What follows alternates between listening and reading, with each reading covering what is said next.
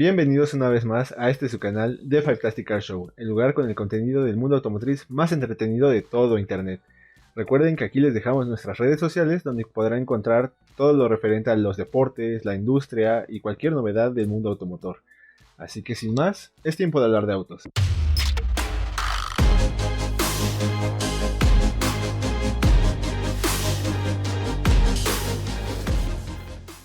Pues como ya habrán visto, en esta sección hablaremos de aquellas empresas de la industria automotriz que pues tenían un futuro prometedor o que tal vez gozaron de muy buena fama en el pasado, pero que hoy tristemente ya no están entre nosotros. Así que nos enfocaremos en el tema de Pontiac, una empresa que nace por allá de 1908 más o menos.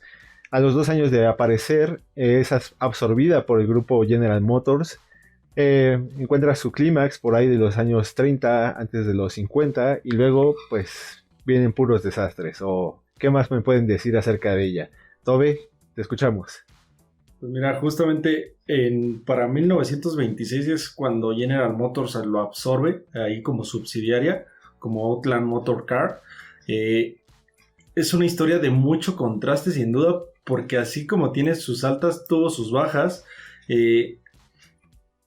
No fue justamente después de 82 años, o sea, todo ese legado, toda esa historia que tenía, para el 2004 justamente desaparece. O sea, ya no supo cómo hacerla rentable General Motors, pero creo que no solo se deshace de esa historia o de esa industria, de esa parte de la industria, sino también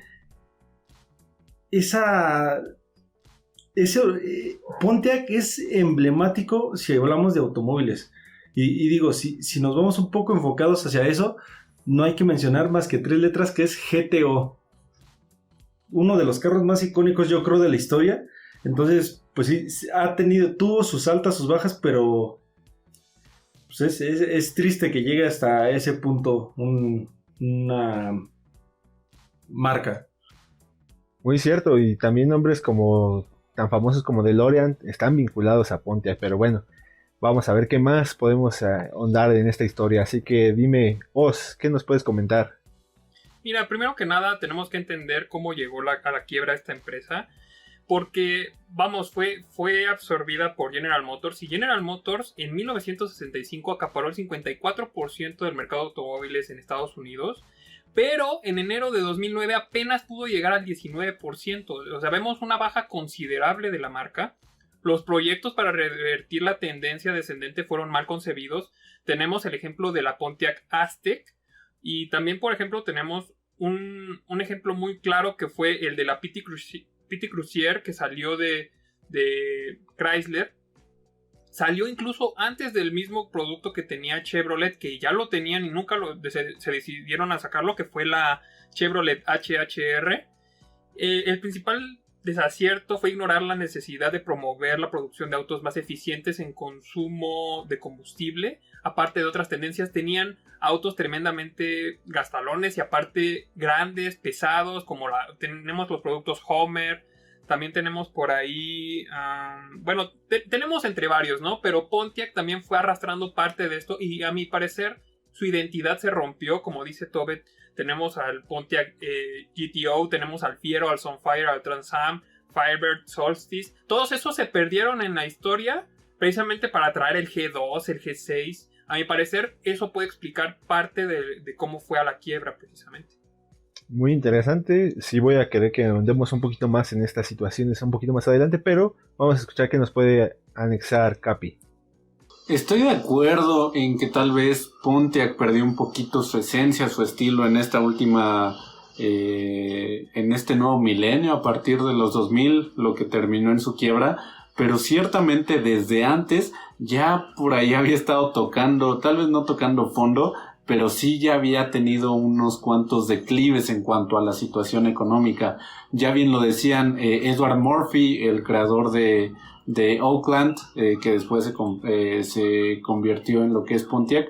Empezamos mal desde ahí porque ni siquiera acabó de ver su proyecto despegar porque murió, y ahí fue cuando GM, el señor William Turant, compró todo lo que queda. Ya tenía una parte de las acciones de lo que era en ese entonces Oakland, y cuando murió el señor Murphy, compró todas las demás acciones para ayudar a su familia y que pues no tuvieran carencia económica. Posteriormente de ahí hubieron muchos años bastante buenos, hasta que en 1932 casi llegan a bancarrota. Tuvo que llegar un nuevo CEO, Harry Klinger, para poder meter varias cosas, hacerle actualizaciones al Serie 6 que manejaban en ese momento, Deluxe y Standard. Y en 1935 llegó un parteaguas que fue el Pontiac Silver Stick, el cual reventó las ventas y volvió a posicionar a Pontiac bastante arriba. Después se tuvieron que enfrentar a la guerra mundial, y ahí, como cualquier otra industria, se vino para abajo, pero después volvió otra vez a la normalidad. Entonces, esta de los 2000 no es la única vez que Pontiac ha estado en la cuerda floja, ya tiene un historial, pero en esas ocasiones anteriores se pudo reponer. En esta última, tercera fue la vencida. Pero entonces, a ver, yo quiero entender un poquito más qué es lo que era Pontiac. Díganme ustedes, para que llegara a durar tanto tiempo, digamos casi 100 años desde su creación, algo tuvo que haber hecho bien. Para ustedes, ¿qué era eso que le daba la calidad a Pontiac y lo que lo llevó a hacer, no cualquier cosa, el tercer vendedor en Estados Unidos? Para mí era un vendedor de nicho, ¿no? Más de nicho porque precisamente vemos mucho deportivo, precisamente en este mercado de los Muscle Car también tenían al GTO, entonces a mi parecer eso hizo definir a la marca, pero después empezaron a sacar autos baratos, intentaron hacerla una marca generalista cuando no lo era. De acuerdo. No, para mí, sin duda, justo cuando tienes pues yo creo la mejor época de Pontiac, que es por ahí en los 60s, con toda esa gama, como lo dijo Osby, de Muscle Car. Para mí fue eso, o sea, eso fue todo el resplendor realmente de lo que fue Pontiac, lo que logró, o sea, porque tiene muchísimos autos, o sea, ya lo decía en un inicio Osby, digo rápidamente, a lo mejor el GTO, el Cougar, el Fiber, motores grandes, o sea, autos poderosos, y esa transición que intentaban, o sea, de hacer... Por ejemplo, está ¿cómo se llama este auto? El Fiero. Uh-huh. No, esa transición, yo creo desde ahí también empezaron tratando de hacer un motor de 4 cilindros, inyección 2.5, cambios automáticos. O sea, como que intentaron cambiar, pero pues, se fueron perdiendo, yo creo, por completo. Y también, por ejemplo, está el otro, en otras épocas, ¿no? Estaba el Grand Prix, algo así.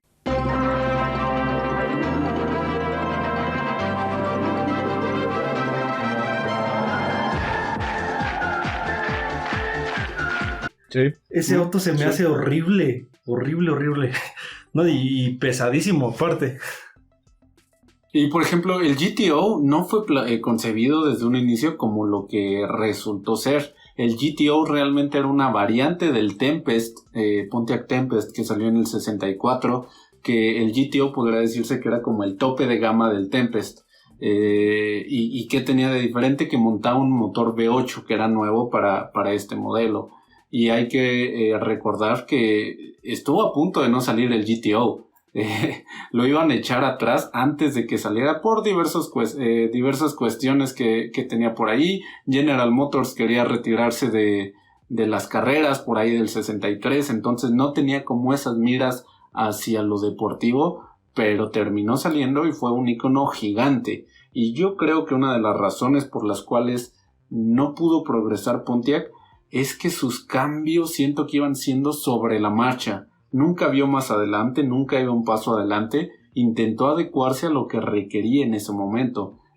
Tapaba un hoyo sacando tierra y creando otro, ¿no? Entonces, y ahí podemos ver esos, para mí son como bomberazos, que puede ser la Aztec, por ejemplo, el Solstice, que era, se me hacía bonito, pero estaba bonito. No sé, igual se me hizo como un bomberazo para intentar, mantener viva la fogata, ¿no? Entonces... Su patada de ahogado, ¿no? Sí, patadas de ahogado. Intentaron lo de que decía Osby de hacer coches baratos. Igual siento que se lo sacaron de la manga de necesitamos dinero, ¿qué hacemos? No, pues saca coches baratos. O sea, todo ese tipo de cosas para mí fueron las que llevaron a Pontiac a donde está hoy, que es bien enterrado. Sí, sí. Y entonces, ¿dónde vemos ese punto de inflexión? O sea, para ustedes, ¿cuál es el evento o eventos que marcaron esta situación? Porque pues sí, o sea, teníamos los muscle cars por excelencia. Casi en todas las películas y series estadounidenses de por esas épocas, era casi seguro tener un Pontiac. Pero entonces, ¿por qué? No sé y no estoy muy seguro si haya perdido como esa identidad, o más bien me atrevería a decir tal vez si realmente la tuvo. Porque también aunado ahí a lo que dice Capi, justamente en todos, incluso hasta en sus mejores épocas, ¿qué era lo que hacía? Alguien tenía de este lado, por ejemplo, ¿no? Algún auto, el Mustang, qué sé yo, y ellos, ahí te va, tenemos Y siempre como en esa... una parte de competición, pero también pues recaes en el nada más, estás a la expectativa de qué es lo que hacen los demás. Claro, y Muy cierto. creo que el punto de inflexión llega en 2005. Y Ok. justo es como lo describe Tobe, porque en 2005 se anuncia el plan de recuperación para mayores aportaciones de los empleados al fondo de pensiones y la eliminación de 30,000 puestos de trabajo y el cierre de 9 plantas. Creo que ahí es cuando tanto General Motors, que es cabeza, como Pontiac entran en crisis, entran en no saber qué hacer y empiezan a copiar, empiezan a irse con la competencia, más que nada a ver qué hace la competencia en lugar de crear cosas nuevas. Y siento que ahí es donde pierde completamente el norte, precisamente la marca, y lleva a su fin. De hecho fue en el 2005, justamente aunado a lo que ya comentaste, Os, cuando salió de producción el Boneville, el Gran AM, también salió de producción el Sunfire, que el Sunfire, yo me acuerdo en mi niñez que era un auto, pues no clásico, pero muy característico Codiciado, de la ¿no? marca, ¿no? Sí, sí, realmente fue justamente en ese año, en el 2005, aunado a los cierres de fábricas, que salen de producción esos 3 modelos que eran como los que todavía conservaban la identidad de lo que era Pontiac, y de ahí en 2006, en su intento desesperado por salir de donde se encontraban, del hoyo en el que se encontraban en ese momento, sacaron el Grand Prix, el Vive, una versión del GTO, el G6, el Solstice, que realmente, pues no, o sea, no acabaron de levantar, no acabaron de gustar, y esto propició que en 2007 las ventas bajaran un 13.2%, y después al año siguiente, debido a la crisis, fue que se vivió en Estados Unidos, en el mundo en general, fue No, donde pues sí. fue la gota que derramó el vaso. Sí, y es que nada más agregando, desde 2004 había perdido General Motors 82,000 millones de dólares. O sea, es una cifra bestial. Y ya para el abril de 2009, pues obviamente el gigante de Detroit publicó los detalles de la tercera revisión del plan de reestructuración para poder superar la crisis, su peor crisis, según ellos, desde la Segunda Guerra Mundial.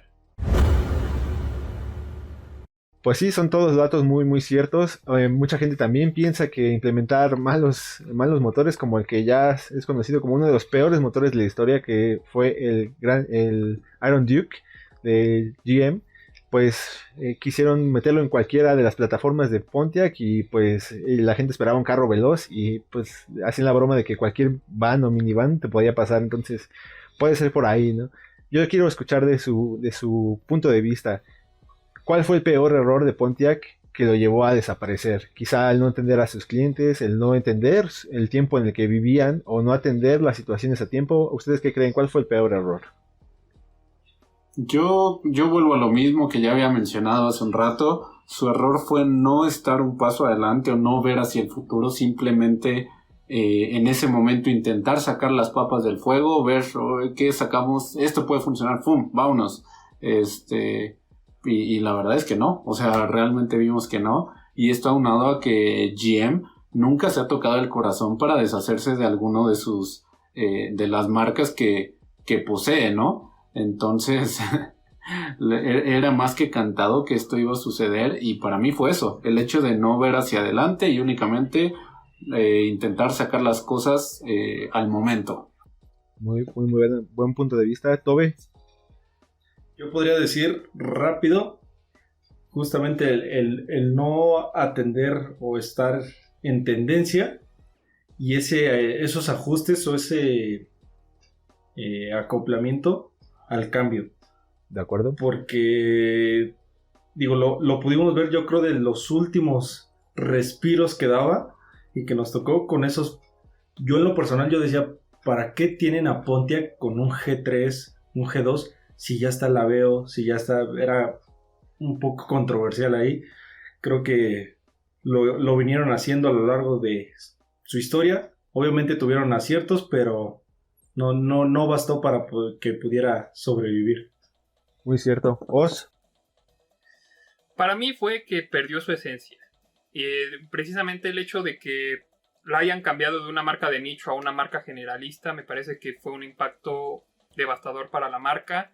Nunca supieron cómo reinventarse, cómo realmente atender a las nuevas tendencias que venían muy claras, ¿no? La miniaturización de los motores, tal vez hacerlos turbo.